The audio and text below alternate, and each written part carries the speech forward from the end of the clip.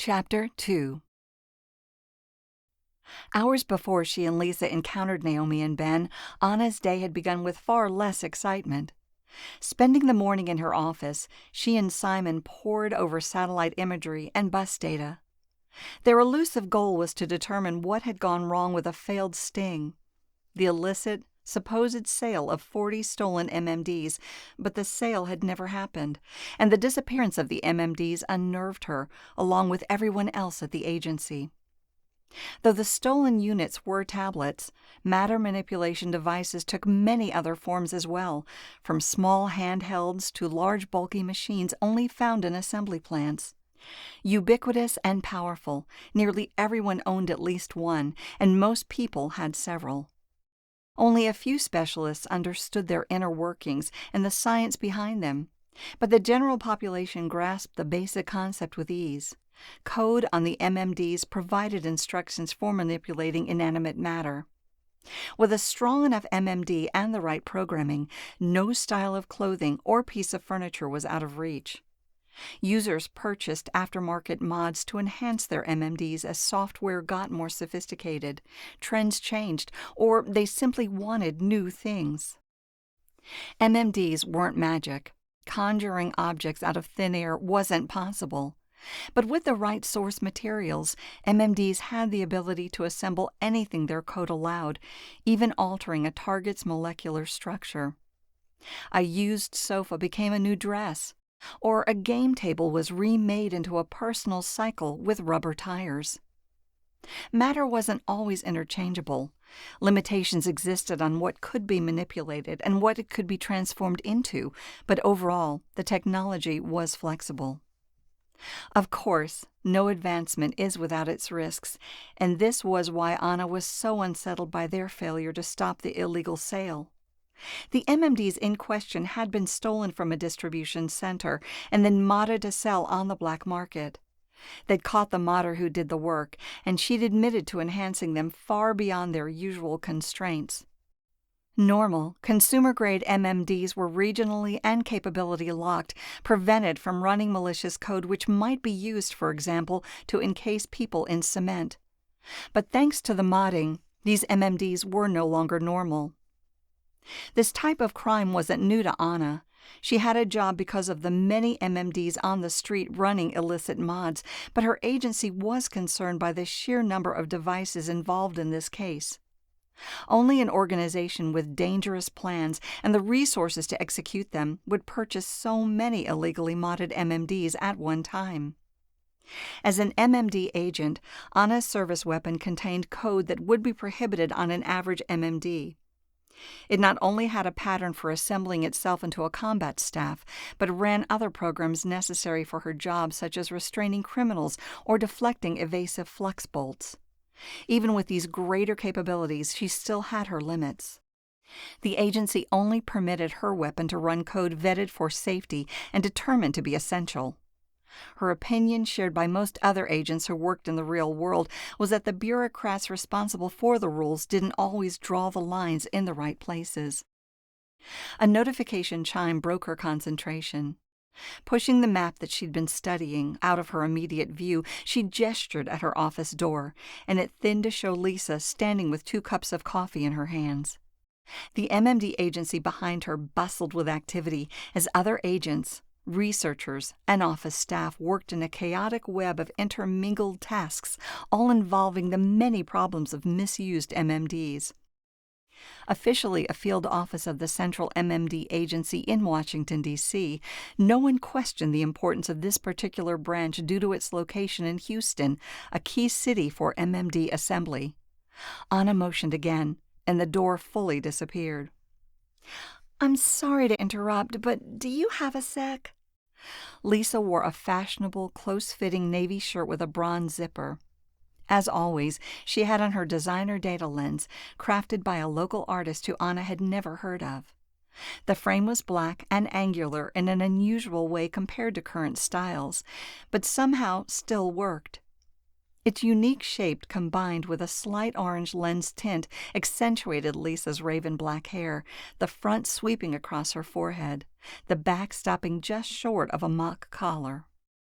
She often said her data lens complemented her style, but Anna always suspected the reverse was true. Anna waved her partner in, attentive to the 2 steaming cups in her hands. "Thanks, but I already have coffee." Lisa stepped all the way into the office, and the door materialized again, mercifully blocking out the sounds of productivity. She shook her head and flashed a wry smile. "Yeah, and lunch too, I see. It's all cold, right?" Walking over to Anna's desk, she put the fresh cup down between a 3/4 full coffee cup and an untouched lunch plate. Anna watched the movement and saw Lisa's point. "All right, you got me. Thanks." She picked up the warm coffee and allowed herself to enjoy a sip. Lisa sat down in a chair on the other side of Anna's desk. "I knew you were getting that satellite feed this morning and assumed you'd be doing nothing but working on the stolen MMDs.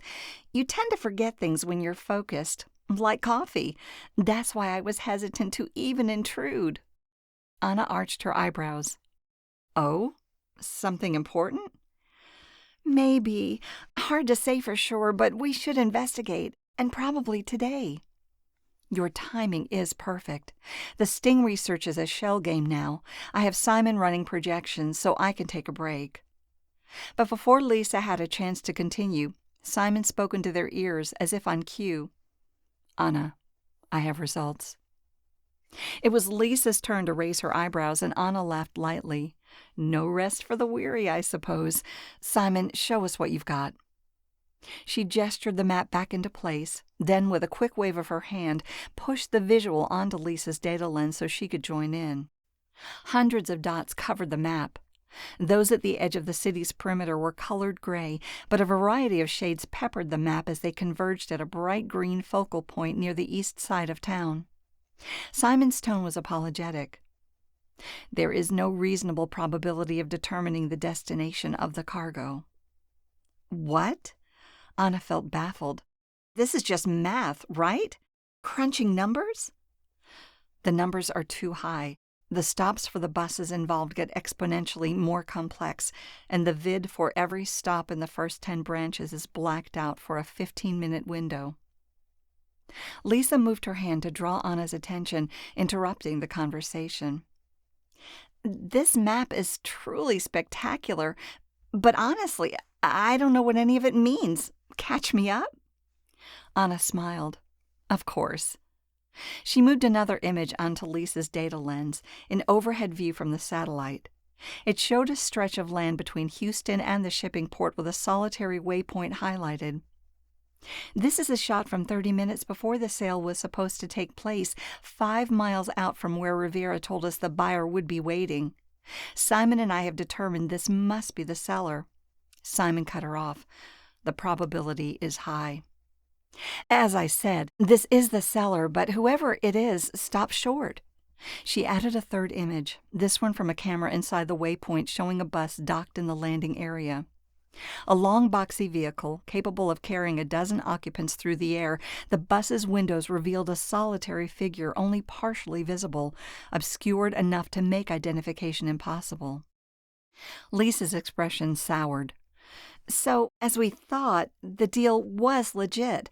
A lot of people owe us an apology." "They do. This bus was clearly on its way to the port less than an hour before the time Rivera gave us, yet it stopped here and backed out. I can't read it any other way." "It's proof enough for me, but I was already convinced." Lisa studied the vid. "Our seller is camera shy, I see. Can't make out anything clear enough for an identification." She gestured, and the map became highlighted on Anna's data lens. "So what are all these dots?" "That's what I was calling the shell game."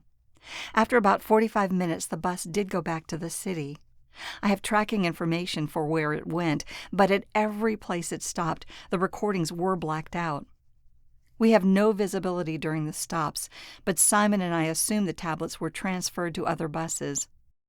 We don't know where they went with so many vehicles and play moving around through so many locations, hence the shell game. Simon interjected again. The dots are my enumeration of all the possible destinations based on transferring the cargo at transport docks where we have missing recordings. The potential options are too numerous to make any search for the MMDs in question meaningful. Lisa closed her eyes and blew out a long breath, then shook her head. 40 MMD tablets all gone, and we were so close. We had them. Anna felt her hand clench with her own frustration. We did, which is why I've been working so hard on this. I knew Rivera was telling the truth. Adriana Rivera was a modder who, until the past few weeks, had flown under the agency's radar. None of Anna's fellow agents had heard of her before this, but she'd taken on a larger job than normal and got caught structuring her payment deposits. It was a rookie mistake, but not uncommon for someone operating off the grid, used to petty crimes and smaller payoffs. Alerted by the central bank, the police, and then various government agencies had tried to identify what she'd been into, but it wasn't until Anna and Lisa got involved that they figured it out. Already aware of the 40 stolen MMDs, they put two and two together. The total of Rivera's suspicious deposits felt like what a black market modder would charge to work on a group of MMDs that size. They brought her in, pressed the right buttons, and got a confession. She'd admitted to the modifications in exchange for leniency in sentencing. Rivera didn't know who'd hired her, only that it had been a woman going by the name Mara.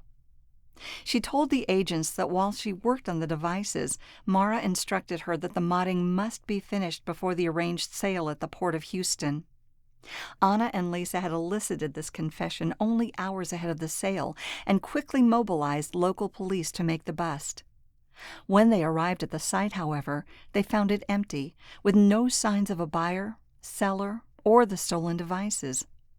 After investing so much energy into the sting, only to be let down, most people connected to the case assumed Rivera had been lying to them.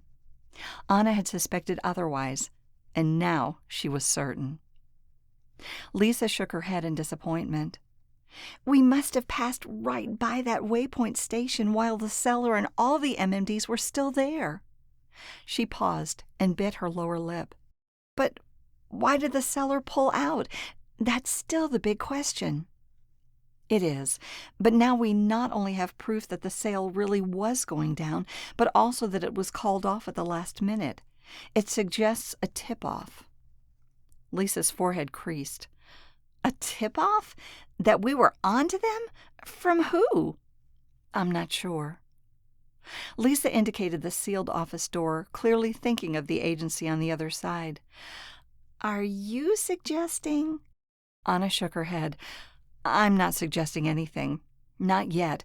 Let's just say I have concerns. I need to think about this some more.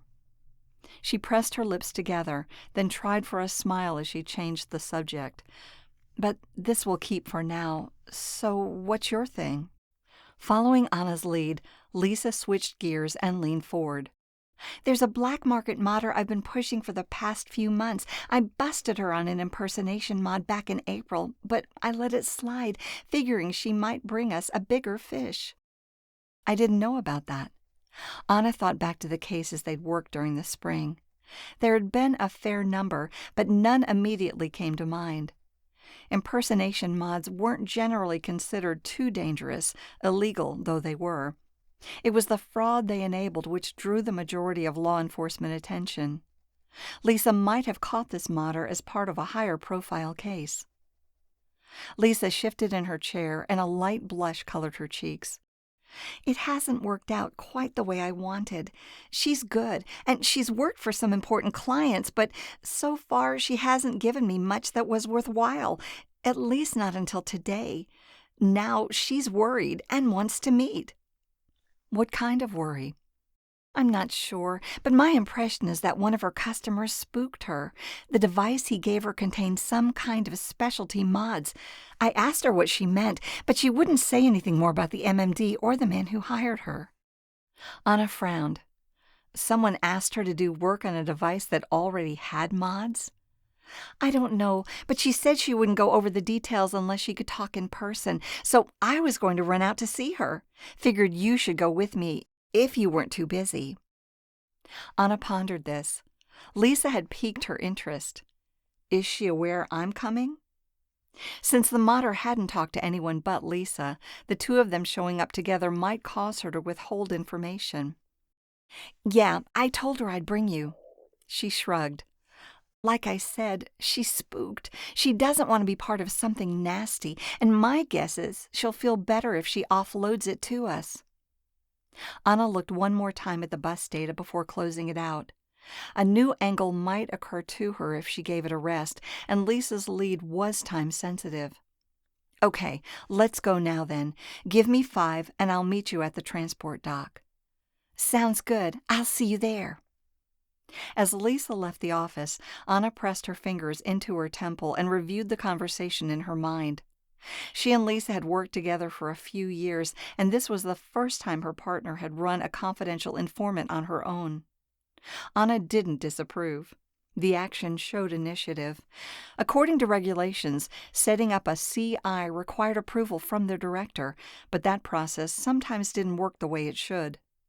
She stood up and turned to study herself in the mirror behind her desk, giving her reflection a disappointed once-over. The morning spent examining maps and data hadn't done her any favors. Her white blouse and navy pants didn't appear too rumpled, but her normally healthy eyes had dark shadows beneath them, and her long brown hair was a twisted mess, lacking its normal waves. This, at least, was a solvable problem. She pulled out a drawer, grabbed a brush, and went to work wrestling the strands back into something a little more professional. After she finished, she inspected her reflection and saw someone vaguely human looking back. Allowing herself a weak smile, she opened her closet and pulled out a light jacket and a portable matter container belt. The PMC was thick and hefty, storing an assortment of raw materials behind an easy-access port which dispensed them as necessary for a given MMD program. After wrapping the belt around her waist, she attached the heavy standard-issue service weapon carried by all MMD agents. Feeling a bit more put together, she smoothed out her pants and made her way to the transport dock. The bus deposited the agents at the 5th-floor dock of a 20-story building, the closest stop to the cafe where they were supposed to meet Lisa's confidential informant. As they entered the elevator to travel down to the ground level, Anna questioned her partner. So, does this mater have a name? She goes by Black Ice. When Anna responded with a bemused expression, Lisa laughed. It has a certain charm? If you say so. Anything I should know before we talk to her? Not that I can think of. My hope is we get in, get the info, and get out. Easy as that. I like easy. What exactly do you need me for? Lisa smirked. For your witty and engaging conversation, of course. Anna shook her head. You sound like Daniel, but I'm not sure you share his sincerity. Love is blind, dear, and your infatuation with that man is the proof. The elevator reached the ground floor, and its doors dematerialized to reveal the green lawn that lay in between the buildings. A sign for the Bean Booth identified their destination on the ground floor of the building opposite them. As they started making their way toward the cafe, Anna shot her partner a dubious glance. And what is it that I'm proof of? Lisa's eyes grew faux innocent. Oh, nothing at all. I just don't understand why you'd stick with one fish, however nice he is. I have a whole ocean to pick from. She motioned to her data lens. And with the wonders of the Cupid catalog, I can avoid the unpleasant ones. Only quality for me. They'd tread this ground many times before, but Anna couldn't help but rise to the bait. Daniel is quality, and I don't need an app to figure that out, and he provides more than sex. Lisa shrugged. I don't know what else a man is good for, if I'm honest, but you do you. I'm having fun, and if I want a friend, that's why I have my girlfriends. I always find men kind of a drag to talk to anyway. You do realize that could be your amazing algorithm at work? Perhaps sorting for being great in the sack isn't the optimal strategy. She snickered. It's optimal for what I want. As they approached the bean booth, Anna examined the little cafe. It had a throwback-styled exterior with outdoor seating and small, chic umbrellas. How was the coffee? It's not synthetic if that's what you're asking. Anna grumbled. No, not what I was asking, but I guess it's all I need to hear. Going to be a little rich for me. It's worth it. You say everything is worth it. It's the way of the world. If you want the best, you have to pay for it. The way of the world is also that if you spend money, you no longer have it. They reached the door, and Lisa waved it open. As they stepped into the cafe, they were greeted by the aroma of fresh coffee and the heat of a cozy fireplace set into the inside wall. Anna noted the fire, at least, wasn't burning real wood. Authenticity only went so far at the bean booth. After Lisa ordered a coffee, they went searching for black ice. Around them, the quiet, nervous energy of upscale deep thinkers flooded the air. As far as coffee shops went, Anna preferred those that were more down-to-earth and relaxed, but such were not the haunts of black market modders. The bean booth was a beacon of light to the tech-savvy and pretentious alike. They found Black Ice in a back room sitting at a small table suitable for drinks and conversation, but not much else. She was a short, stout woman with blonde hair curling on the top of her head.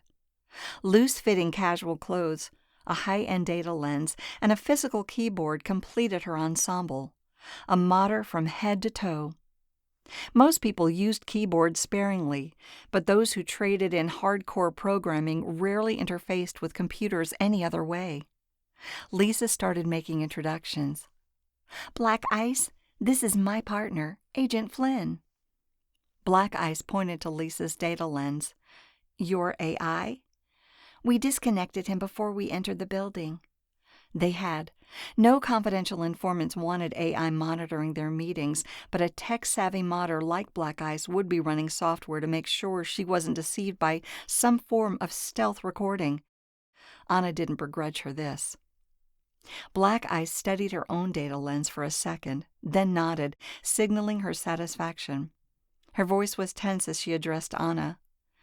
As Lisa said, I go by Black Ice. I do specialty programming, and it's your job to put people like me in jail. Anna demurred. It is the job, but that doesn't mean you have to be my enemy. Spreading out her hands, Lisa played the bridge builder. I was actually hoping we could all be friends here. But Black Ice wasn't buying it. Yeah, let's not go that far. You two can arrest me anytime you want. It creates a power imbalance if you understand my position. We do. Anna smiled, attempting to placate the modder. I think what Lisa means is we can work together. Not all crimes are created equal, and there are bigger fish than you. I'm not sure I feel complimented, but I do accept the arrangement for the moment. She hesitated, then nodded to Lisa. But yes, thinking about a bigger fish is why I contacted you today. I got concerning vibes from this guy who hired me this morning. He was so anxious and sketchy. Anna was familiar with the type. The modder's description sounded like early-stage behavior for many people who purchased illegal mods. In over his head energy? Precisely.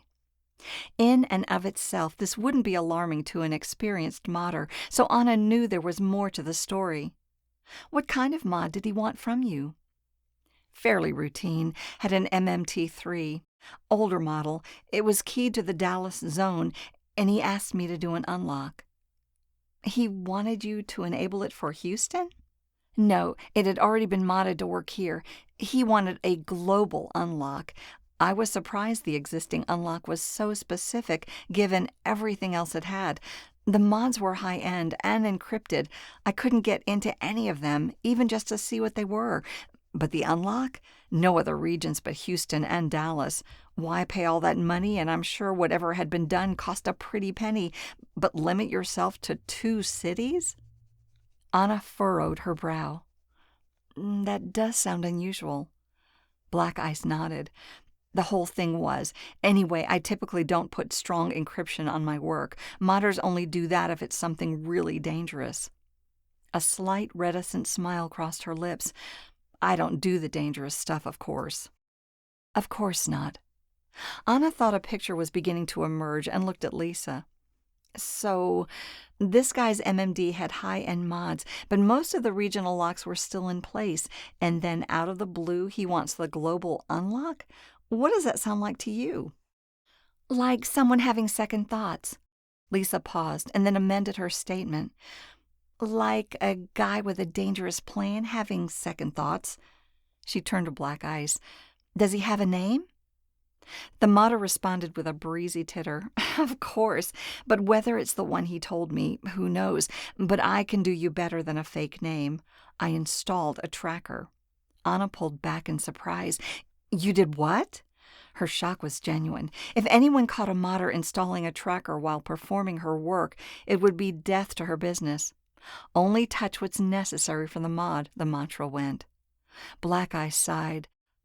Yes, well, I was concerned, and I'm good. He won't find it, but encrypted high-end mods and a nervous guy with no clue what he's doing? That's a recipe for something very bad. She tapped her data lens. The tracker will erase itself in around 4 hours from now. There won't be a trace after that, but you two have enough time if you start moving now. Lisa leaned forward, eager. You'll give us the tracking key? With a quick gesture, Black Eye sent the key to each of the agents. Of course, that's why you're here. I wouldn't have told you otherwise. Lisa produced a smug grin. I was right about you. I try. The modder managed a weak smile, but it faded quickly. Look, if this is nothing but some tourist wanting to globetrot with a stolen tablet, just make something up. Tell me he and his wife were planning on blowing up the council building or something. Anna gave the joke a quiet laugh before shaking her head. No, I'm sure this is something serious. I'm glad you came to us. She selected the key, and a map of the neighborhood appeared with a dot 2 streets away. It's not too far from here. We should have time to get to it. Yes, assuming you go soon, the tracker won't last forever. She hesitated, seeming unsure of what to say amid this strange alliance with 2 government agents. Be safe, and take care of yourselves. I'm not joking when I say this worries me. Her voice was a murmur, but an earnest one. As Anna began to stand, Lisa bent forward and put a reassuring hand on the modder's shoulder. We'll be okay. I'm sure it's just a matter of saving this guy from himself before he gets in too deep. I'm quite interested to see what those mods are, though.